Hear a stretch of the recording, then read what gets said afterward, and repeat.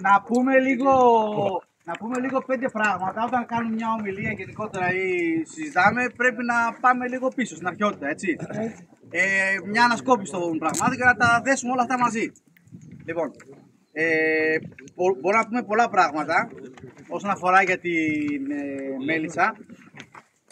Από εδώ που μπορούμε να ξεκινήσουμε είναι ότι ο περιηγητής Παυσανίας, ο οποίος πότε ήταν το 110 με 180 μετά Χριστόν, αναφέρει ότι στο βιβλίο του, Άττικα ονομάζεται, λέει ότι ημιτός ως φυής νομάς μελισσές.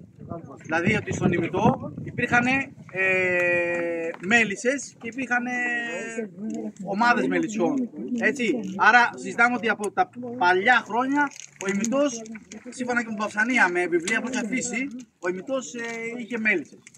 Λοιπόν, μας διαβεβαιώνει, λέει, ότι η βλάση του ημιτού ήταν αρδενική για μελισσοκομεία, το μέλι του ήταν ξακουστό για το άρωμα, το χρώμα, τη γεύση, αλλά και τις ιαματικές ιδιότητες. Και εδώ είναι κάτι σημαντικό που λέει, ότι λέγεται ότι οι μέλισσες όταν συλλέγουν γύρι και νέκταρ από το ευωδιαστό θυμάρι του ημιτού, στροβιλίζονται και χορεύουν σαν μεθυσμένες. Αυτό έχει μια ουσία, για να το δέσουμε. Οι μέλισσες τι κάνουνε, όταν βρουν μια πηγή νέκταρος, για να ειδοποιήσουν τις άλλες μέλισσες, πάνε στο σημείο και χορεύουν. Και όταν βλέπουνε, κάνουν κύκλους δηλαδή γύρω από τον εαυτό τους. Οι άλλες μέλισσες που το βλέπουν αυτό, ξέρουν ακριβώς πού θα πάνε. Μετά από 1 χιλιόμετρο, 500 μέτρα, θα πάνε στο συγκεκριμένο σημείο και θα πάνε να βρουν την αμυγδαλιά, το θυμάρι, οτιδήποτε είναι αυτό. Άρα ο χορός των μελισσών, που αναφέρει εδώ ο Παυσανίας, δεν είναι ότι από το μέλι, είναι ότι έδιναν εντολή στις άλλες μέλισσες το που θα βρουν την πηγή νέκταρου. Εντάξει, άρα είναι αυτό ένα στοιχείο. Αυτό που γνωρίζουμε βέβαια, ξέρουμε, είναι για το μύθο της μέλισσας, της τροφού του Δία. Στο όρος δίχτυ, στο ψιλορίτη, έτσι. Τι μας αναφέρει η παράδοση, ότι η Ρέα γέννησε το Δία, λέει, στο δικταίο άντρος. Έπειτα ανέθεσε την προστασία και την ανατροφή του βρέφους στις δικταίες νύμφες. Οι νύμφες Αμάλθεια και Μέλισσα, κόρες του Μελισσέα που ήταν βασιλιάς της Κρήτης, τάιζαν το Δία με γάλα και μέλι. Έτσι. Η Μέλισσα, λέει, ανέθεψε το Δία με ιδιαίτερη φροντίδα, ταΐζοντας τον μέλι, ώστε να μεγαλώσει γρηγορότερα και να διεκδικήσει τη θέση ανάμεσα στους θεούς. Ο Δίας αγάπησε το μέλι και μάλιστα ένα από τα ονόματά του ήταν Μελιτεύς. Εντάξει, λέει και άλλες ιστορίες, κάτι δεν χρειάζεται να τις διαβάζουμε όλες αυτές για να μην ακρηγορούμε. Αυτό που αξίζει να δούμε και δεν το είναι αυτό το αρχαίο κόσμημα, το έχετε δει πολύ, το ξέρετε, έτσι, το οποίο ανακαλύφθηκε στην νεκρόπολη των Μαλίων και είναι στο Αρχαιολογικό Μουσείο του Ηρακλείου, το οποίο δείχνει δύο μέλισσες, έτσι, να κατάνε μια σταγόνα μέλι, κάποιοι το ονομάζουν κυρίθρα γιατί έχει πολλές εγκοπούλες. Είναι φοβερό αυτό το πράγμα. Έτσι είναι πάρα πολύ. Είμαστε και εμείς από εδώ.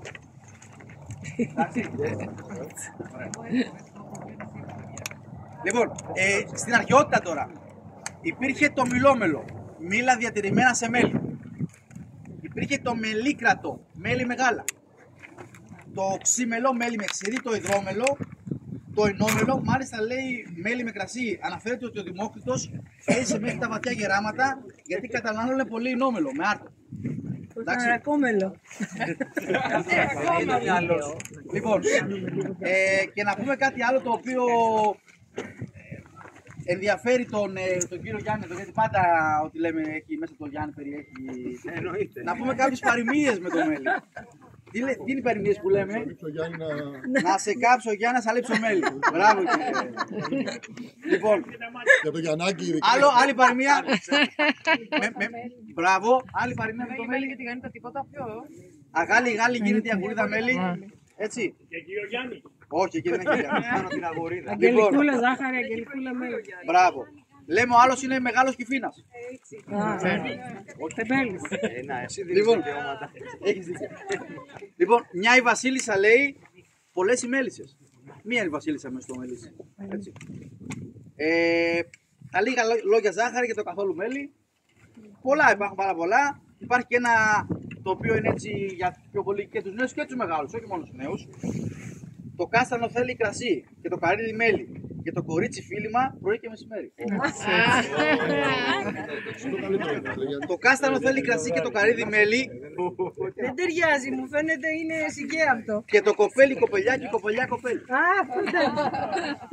Λοιπόν, και ένα τελευταίο, τι λέμε όταν φέρνουμε λάδι, κρασί ή κάτι άλλο από το πιθάρι? Λάδι από την κορυφή, κρασί από τη μέση και μέλι από τον πάτο. Σωστά? Θα το εξηγήσουμε τώρα. Λοιπόν, εδώ μπορούμε να μιλάμε ένα 24ωρο για τη μέλισσα. Δηλαδή, εντάξει, εγώ όταν ξεκίνησα, μ' άρεσε πάρα πολύ και πρέπει να πούμε 5 πράγματα επιγραμματικά. Δεν μπορεί να μιλάς πολλές ώρες. Λοιπόν, αυτό που ξεκινάμε να πούμε, αυτό εδώ είναι μια κυψέλη η οποία χωράει μέσα 10 πλαίσια τέτοιου τύπου. Αυτό εδώ είναι ένα πλαίσιο. Αυτό εδώ είναι η αρχή του πλαισίου. Όταν το βάζουμε, έχω και εδώ μέσα να σας δείξω μισό λεπτάκι. Το υπόλοιπο είναι κλειστό, Ναι.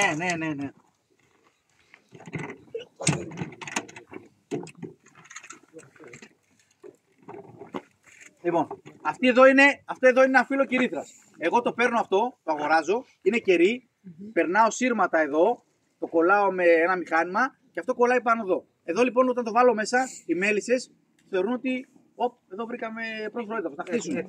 Έτοιμο. Και το κάνω σε αυτή τη μορφή. Εδώ πέρα λοιπόν, αυτό εδώ το πλαίσιο το ονομάζουμε εμείς, το οποίο έχει, ανάλογα με το πόσο πυκνό είναι χτισμένο, έχει 1800 κελιά και από εδώ και από εδώ. 1800 Ναι. Αλλά διαφέρει ανάλογα γιατί το κελί της μέλισσας είναι πιο μικρό, του κυφιού είναι μεγάλο. Και μπορεί επίσης να είναι κακοχτισμένο, οτιδήποτε, εντάξει, δεν είναι απόλυτο αυτό. Εδώ λοιπόν η βασίλισσα γεννάει, εδώ γίνεται, μπαίνει το νέκταρ, το οποίο μια δικασία είναι το μέλι που θα πάρουμε εμείς αργότερα, και μπαίνει και η γύρι.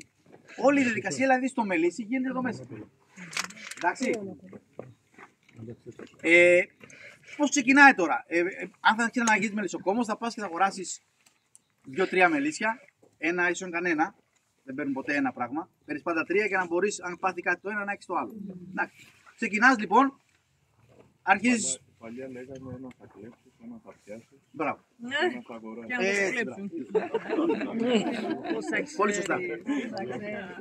Όχι, έτσι είναι. Λοιπόν, η διαδικασία, να το πούμε έτσι, το να συλλέξεις μέλι από ένα μελίσι, ξεκινάμε από το χειμώνα. Το χειμώνα, συνήθως τα μελίσια έχουν γύρω στα 5 πλαίσια πληθυσμό. Τι σημαίνει? Δηλαδή όλο αυτό εδώ και αυτό εδώ να είναι γεμάτο μέλισσες. Περίπου 4 με 5 πλαίσια, 6 ανάλογα, μένουν το χειμώνα. Δηλαδή πεθαίνουν πολλές μέλισσες. Καταρχήν να το ξεκινήσουμε ότι η μέλισσα ζει ανάλογα από 40 μέρες το minimum έως 2-3 μήνες. Το καλοκαίρι, επειδή συλλέγουν συνέχεια νέκταρ και γύρι, κουράζονται και πεθαίνουν γρήγορα, το χειμώνα, επειδή δεν βγαίνουν έξω να πετάξουν πολύ, λόγω κρύου, δεν έχουν ανάγκη δεν εκτρέφουν γόνο το χειμώνα, μπορούν να ζήσουν και 2 και 3 μήνες.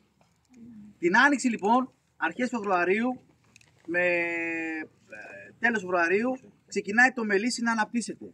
Τι γίνεται? Η βασίλισσα ξεκινάει και γεννάει σε όλο το πλαίσιο γόνο. Ο γόνος τι είναι? Ένα μικρό σκουλικάκι. Ένα πάρα πολύ μικρό. Το οποίο στην αρχή την πρώτη μέρα που το ακουμπάει, κάθε όρθιο μέσα σε κάθε κελάκι. Αυτό λοιπόν πάνε μετά οι μέλισσες και βάζει το χαρτί που δώσαμε εδώ που λέει τι κάνουν οι μέλισσες. Σε κάποια σελίδα λέει τις πρώτες μέρες που γεννιούνται, τι κάνουν την 7η μέρα, τι κάνουν την 10η μέρα, τι κάνουν την 20η μέρα. Αρχίζουν και ταΐζουν τις προνύφες, να το πούμε έτσι. Μία μέλισσα για να βγαίνει σαν αυγό, να αποθέτει η βασίλισσα μέσα μέχρι να βγει, θέλει 21 μέρες.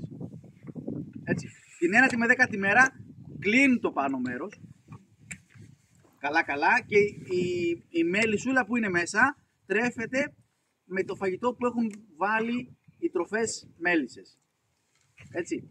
Και στις 21 μέρες βγαίνει μια κανονική μελισσούλα. Να πούμε κάτι εδώ πολύ σημαντικό. Από το ίδιο σκουλικάκι που βγαίνει η Μέλισσα, βγαίνει και η Βασίλισσα, βγαίνει και ο Κυφήνας. Η Βασίλισσα θέλει 15 μέρες για να βγει. Η Μέλισσα θέλει 21 και ο Κυφήνας, επειδή είναι πιο κουταλάς και είναι πιο χοντρούλης, θέλει 25.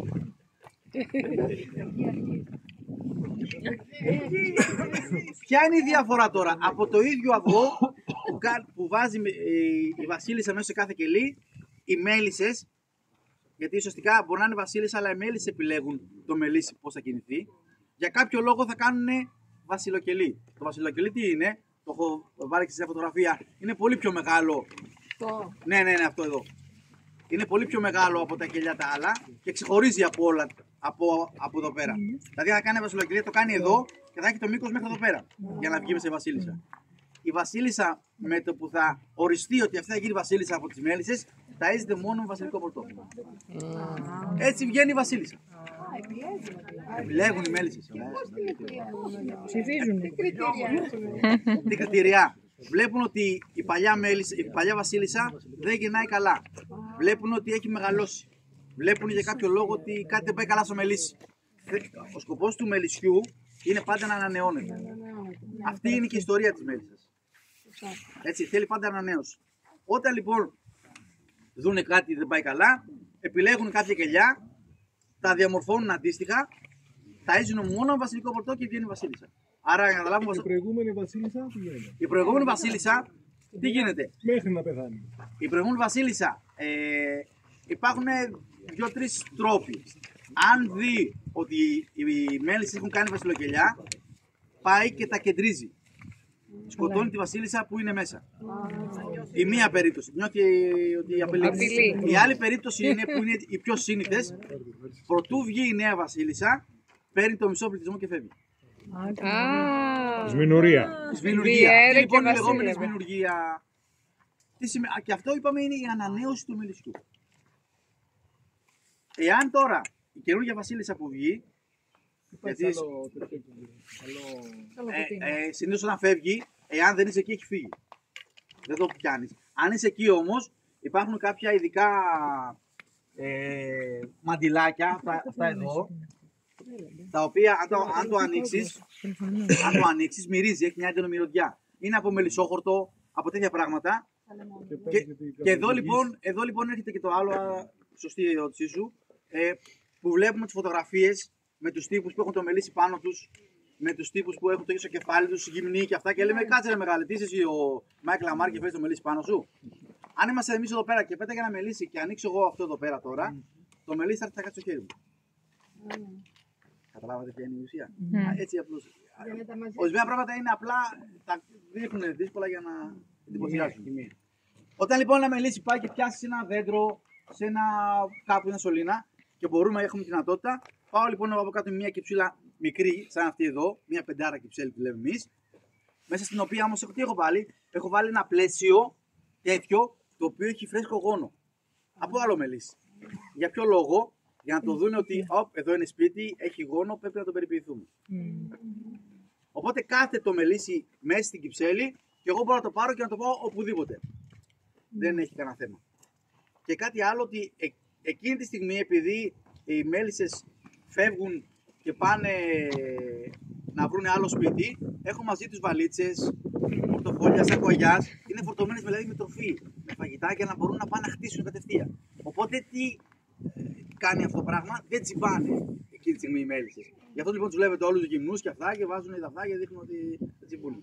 Αυτό λοιπόν είναι η ιστορία, έτσι, για να ξέρουμε. Και αυτό που λέει για το δηλητήριο της μέλισσας ότι έχει καλές ιδιότητες είναι αλήθεια? Ναι, αμέ. Εγώ από τη στιγμή που άρχισα να με τσιμπάνε ψήλωσα. Όχι, αλλά εγώ θα σου πω κάτι άλλο. Είχα δερματίτιδα και όταν. Σε τσίπησαν οι μέλισσες. Όταν άρχισαν να τσιμπάνε οι μέλισσες. Έφυγε. Καθάρισα, ναι. Αλήθεια. Ναι.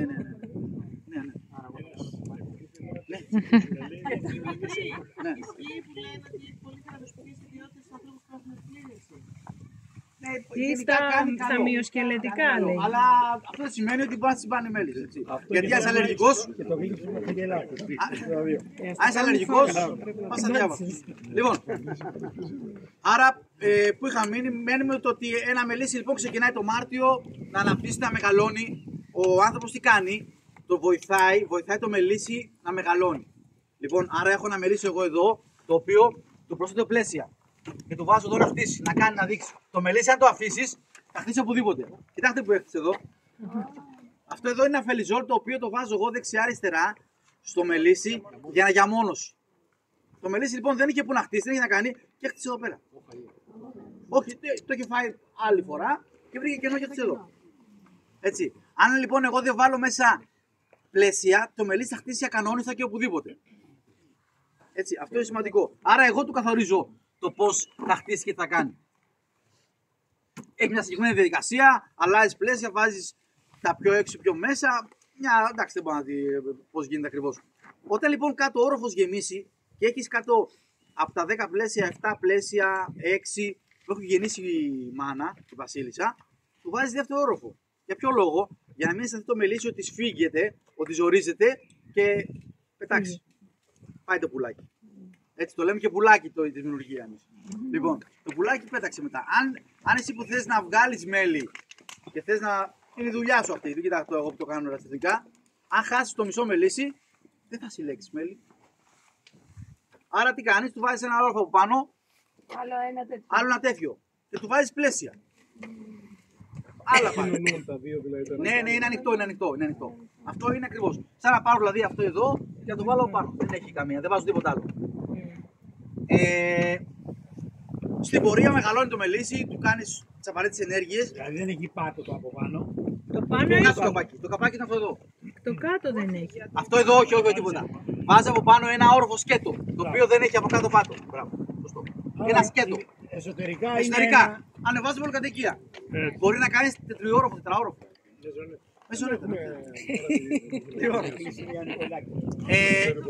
Όσο προχωράμε λοιπόν, προχωράει αυτή η διαδικασία και ανάλογα ο μελισσοκόμος από πού θέλει να πάρει μέλι. Τι εννοώ, θέλει να πάρει μέλι καστανιάς, θέλει να πάρει μέλι θυμαρίσιο, θέλει να πάει στα πορτοκάλια στο Άργος. Είναι πολλά, έχει εντάξει, μεγάλο το εύρος. Πρέπει να έχει έτοιμα μελίσια τη στιγμή που υπάρχει ανθοφορία, να το πούμε έτσι, που ξεκινάει το θυμάρι να ανοίγει και να δουλεύει, το μελίσι να είναι στην πλήρη ανάπτυξη για να μπορεί να συλλέξει νέχτα. Αυτό είναι ο σκοπός του μελισσοκόμου. Ο οποίος τι είναι ο μελισσοκόμος? Ένας κλέφτης, έτσι. Κλέβει το μέλι που η μέλισσα αποθηκεύει για το χειμώνα. Να το πούμε ουσιαστικά πώς είναι. Γι' αυτό οι βίγκαν δεν τρώνε μέλι. Α, δεν το γνωρίζω. Δεν το τρώνε, όχι, δεν τρώνε. Ναι. Επειδή είναι